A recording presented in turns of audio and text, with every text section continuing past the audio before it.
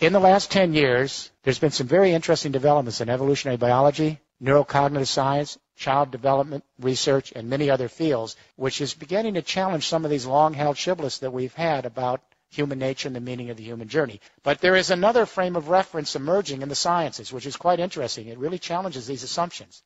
And with that, the institutions that we have created based on those assumptions, our educational institutions, our business practices, our governing institutions, etc. Let me take you back to the early 1990s, sleepy little laboratory in Parma, Italy, and scientists had a MRI brain scanning machine on a macaque monkey as the macaque monkey was trying to open up a nut. They wanted to see how the neurons would light up. So the monkey's trying to open up the nut, the neurons light up, and just by serendipity, and this is how science sometimes happens, a human being walked into the laboratory, I don't know if it was by mistake, and he was hungry, he saw the nuts and opened up one of the nuts and tried to crack it open. The macaque monkey was totally shocked because who was this invader in his laboratory? And he didn't move. He just gazed at this human trying to open up the nut, just like he had done a few seconds earlier. And then the scientist looked on the MRI brain scanner. The same exact neurons were lighting up when he observed the human being opening the nut as when the monkey opened the nut. And the scientists had not a clue as to what this was. They thought the MRI machine had broken. They then began to put MRI brain scanning machines on other primates, especially chimpanzees with our big neocortex. Then they went to humans, and what they found over and over again is something called mirror neurons. And that is that we are apparently soft-wired, some of the primates, all humans. We suspect elephants. We're not sure about dolphins and dogs. We've just begun. But all humans are soft-wired with mirror neurons so that if I'm observing you, your anger, your frustration, your sense of rejection, your joy, whatever it is, and I can feel what you're doing, the same neurons will light up in me as if I'm having that experience myself. Now, this isn't all that unusual. We know if a spider goes up someone's arm and I'm observing it going up your arm, I'm going to get a creepy feeling. We take this for granted, but we are actually soft-wired to actually experience another's plight as if we are experiencing ourselves. But mirror neurons are just the beginning of a whole range of research going on in neuropsychology and brain research and in child development that suggests that we are actually soft-wired not for aggression and violence and self-interest and utilitarianism, that we are actually soft-wired for sociability, attachment, as John Bowlby might have said, affection, companionship, and that the first drive is the drive to actually belong. It's an empathic drive.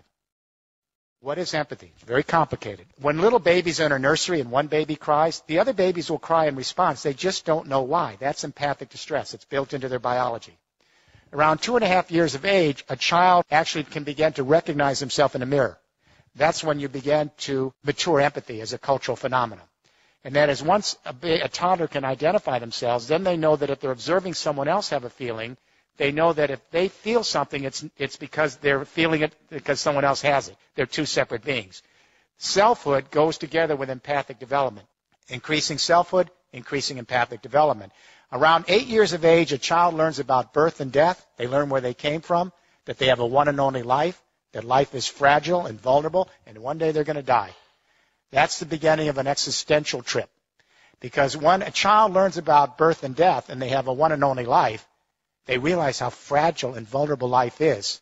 It's very tough being alive on this planet, whether you're a human being or a fox navigating the forest. So when a child learns that life is vulnerable and fragile and that every moment is precious and that they have their own unique history, it allows the child then to experience another's plight in the same way. That other person or other being, could be another creature, has a one and only life. It's tough to be alive, and the odds are not always good. So if you think about the times that we've empathized with each other or fellow creatures, it's always because we felt their struggle. We have the width of death in empathy and the celebration of life. And we show solidarity with our compassion. Empathy is the opposite of utopia. There is no empathy in heaven. I guarantee you, I'll tell you before you get there.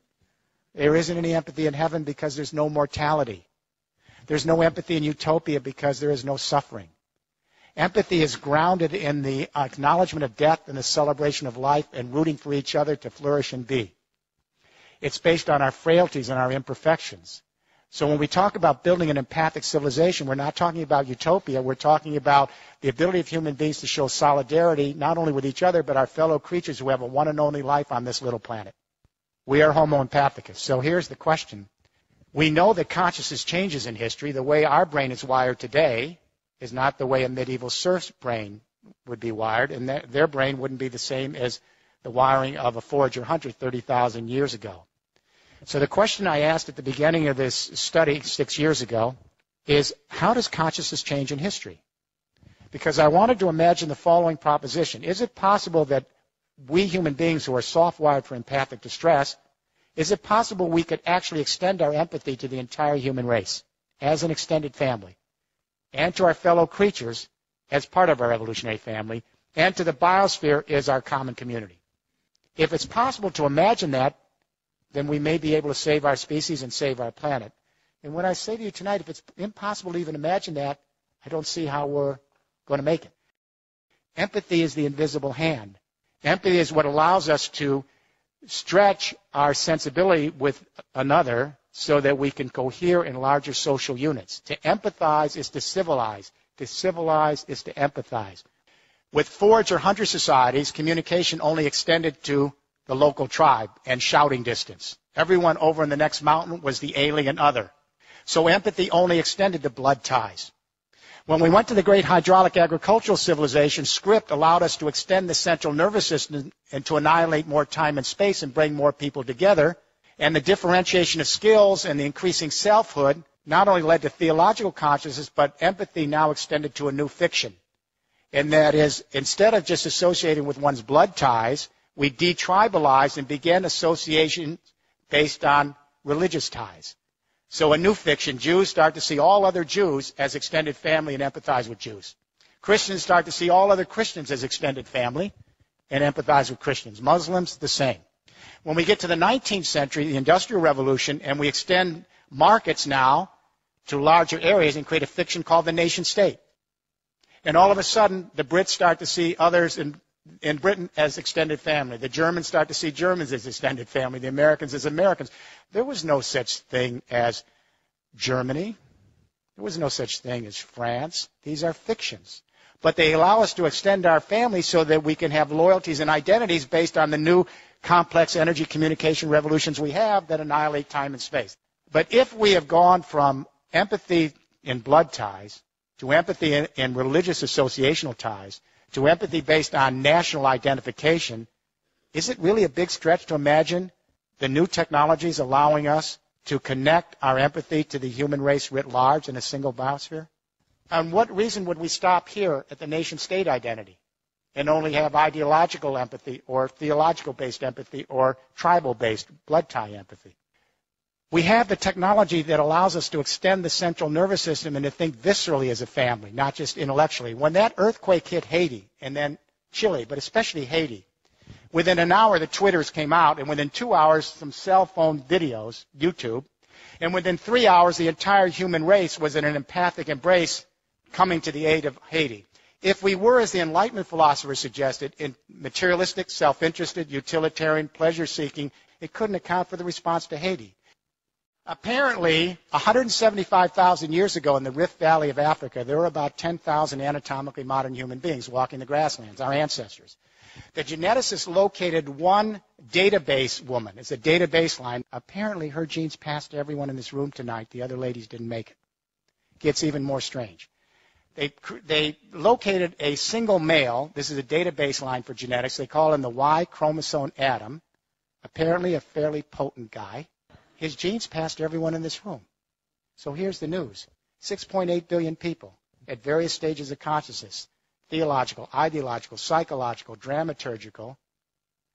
We're all fighting with each other with different ideas about the world, and well, guess what? We all came from two people. The Bible got this one right. We could have come from many, but the point is we have to begin thinking as an extended family. We have to broaden our sense of identity. We don't lose the old identities of nationhood and our religious identities, and even our blood ties. But we extend our identity so we can think of the human race as our fellow sojourners and our other creatures here as part of our evolutionary family, and the biosphere as our community. We have to rethink the human narrative. If we are truly homo empathicus, then we need to bring out that core nature. Because if it doesn't come out and it's repressed by our parenting, our educational system, our business practice and government, the secondary drives come. The narcissism, the materialism, the violence, the aggression. If we can have a global debate, let it start here from the British Royal Society for the Arts, which apparently you're doing, to begin rethinking human nature, to bring out our empathic sociability so that we can rethink the institutions of society and prepare the groundwork for an empathic civilization.